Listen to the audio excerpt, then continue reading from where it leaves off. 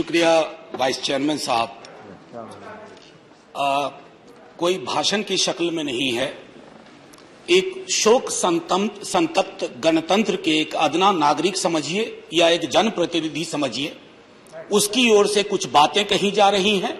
और सबसे पहले माफीनामा उन तमाम लोगों को जिनकी मौत को भी हम एक्नॉलेज नहीं कर रहे हैं, जो हम जान ही रहे हैं कि वो मारे गए। तो ये माफीनामा सर सिर्फ मेरा नहीं है। मैं इसलिए ये बात कह रहा हूं कि मई के महीने में मैंने 6 आर्टिकल लिखे, संसद चल नहीं रही थी, कहां अपनी शिकायत ले जाते, किससे कहते।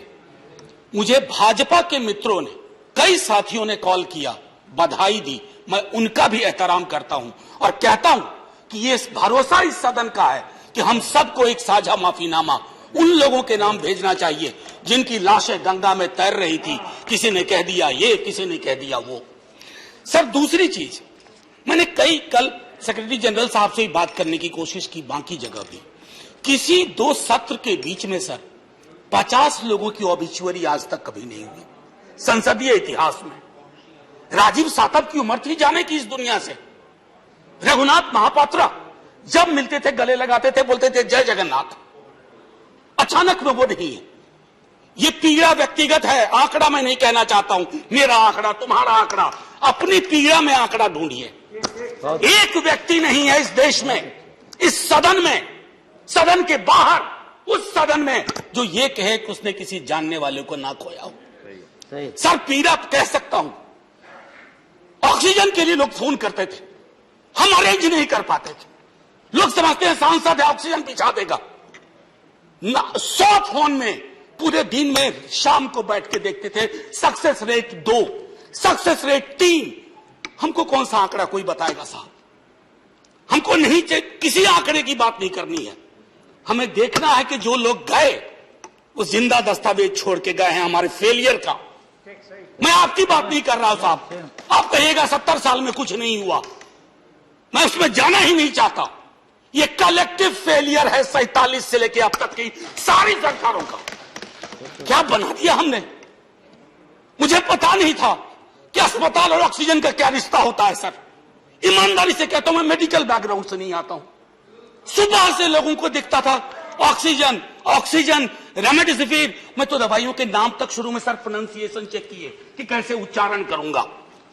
ये हालत है। और तब हम आंकड़ों की बात कर रहे हैं, तब हम ये बात कर रहे हैं थैंक यू फलाना साहब, चिलाना साहब। सर मैं यहां से निकलता हूं, बहुत बड़ा विज्ञापन लगा हुआ है, मुफ्त वैक्सीन, मुफ्त राशन, मुफ्त इलाज। सर एक मिनट, मैंने किसी नहीं, please I don't want my time. मैं किसी दल की ओर से आज नहीं बोल रहा हूं। मैं दावे के साथ कहता हूं, मैं लाखों लोगों की ओर से बोल रहा हूं जो यहां बोलना चाहते हैं। अब मेरी बात सुनिए, आज शिकायत नहीं कर रहा हूं आपसे। ये वेलफेयर स्टेट है ना। एक साबुन की टिकिया अगर कोई गरीब गांव में खरीद रहा है ना सर, तो अडानी अंबानी के बराबर का करदाता है। आप उसको कह रहे हो मुफ्त, मुफ्त वैक्सीन, मुफ्त इलाज, मुफ्त राशन। नहीं साहब, कुछ मुफ्त नहीं है, उसका स्टेट है। इस वेलफेयर स्टेट का कमिटमेंट है, उसको आप डिनाग्रेट मत करिए, डेमोनाइज मत करिए, उसे बौना मत बनाइए। ये आग्रह है मेरा। सर मैं इससे पहले की कुछ और बातें कहूं, मेरे पास सही वक्त है। सर इस कोरोना को मैं भी मानता हूं, मेरे पूर्व के वक्ता कुछ कह रहे थे, ये चैलेंज है हमारे लिए सर। बहुत बड़ी बड़ी बातें नए नए कानून की हो रही है। राइट टू हेल्थ की बात क्यों नहीं करते हम लोग? राइट टू हेल्थ, स्वास्थ्य का अधिकार, उसमें कोई किंतु परंतु लेकिन परंच नहीं, सीधे तौर पे स्वास्थ्य का अधिकार constitutionally guaranteed. Right to life के साथ लिंक करिए। किसी अस्पताल की मजाल नहीं होगी कि वो उस खिलवाड़ कर पाए उस राइट टू लाइफ का। करना नहीं चाहते। राइट टू वर्क, उस पर काम करिए। पॉपुलेशन को लेकर के बहुत बातें हो रही हैं साहब, डेमोग्राफी को डेमोग्राफर्स को छोड़ दीजिए, बड़ा संश्लिष्ट विज्ञान है, लेकिन ये हम कर सकते हैं इस सदन और उस सदन में। Right to life, right to work पर लेजिस्लेशन लाइए ताकि कोई आपदा आए। अभी तो हमारे लीडर ऑफ हाउस नहीं है, नए नए बने हैं।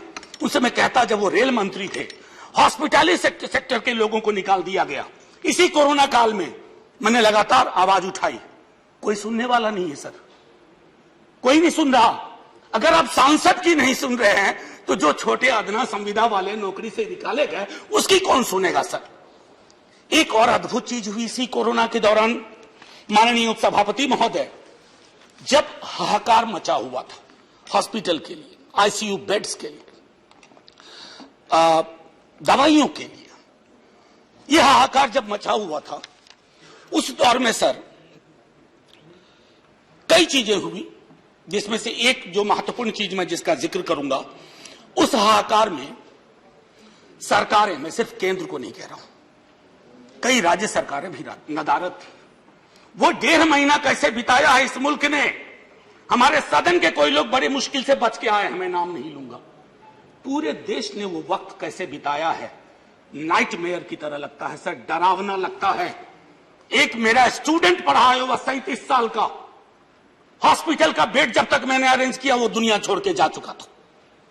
मैं इसलिए बार बार इसको इसलिए ये कह रहा हूं कि इसमें व्यक्तिगत पीड़ा को ढूंढिए, तब हम इसका निदान ढूंढ पाएंगे।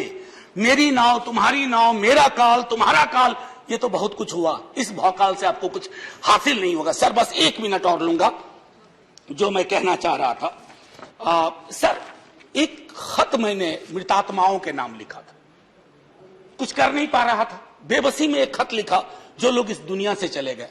उसमें कुछ मैंने सलाह दी थी सर सरकार से, और ये जो उस बीच में कहा गया कि सरकारें फेल नहीं की, सिस्टम फेल कर गया। अरे साहब, ये सिस्टम क्या है? बचपन से सुनते थे कि सिस्टम के पीछे व्यक्ति होता है, सिस्टम के पीछे एक संरचना होती है।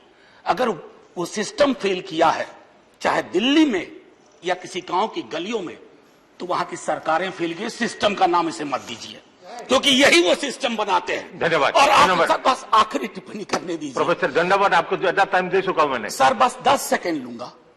आज जय हिंद बोलने में भी वो खुलूस नहीं आ रहा है जो आम दिनों में हुआ करता है। मैं सिर्फ इतना आपसे आपके माध्यम से कहना चाहता हूं, मैंने एक शिकायत नहीं की सर, किसी से नहीं। किससे शिकायत करेंगे? आहत हूं, जगाना चाहता हूं स्वयं को भी, आपको भी, क्योंकि अगर गंगा में तैरती लाशें, सर जिंदगी में डिग्निटी चाहिए, मौत में उससे बड़ी डिग्निटी चाहिए। हमने अनडिग्निफाइड डेथ को विटनेस किया है, और अगर हमने इसको दुरुस्त नहीं किया सर, आने वाली सदियां माफ नहीं करेगी। आप बड़े बड़े इश्तहार छपवाओ, अखबारों के 4 पन्ने रंग दो, फलाना थैंक यू सर, इतिहास को थैंक यू कहने का मौका मिलना चाहिए। धन्यवाद। जय हिंद सर। अगर मेरी बात से फिर भी किसी को कष्ट पहुंचाओ, मैं उन्हीं लाखों लोगों की धन्यवाद डेड बॉडी के बिहाफ पे आपसे माफी मांगता हूं।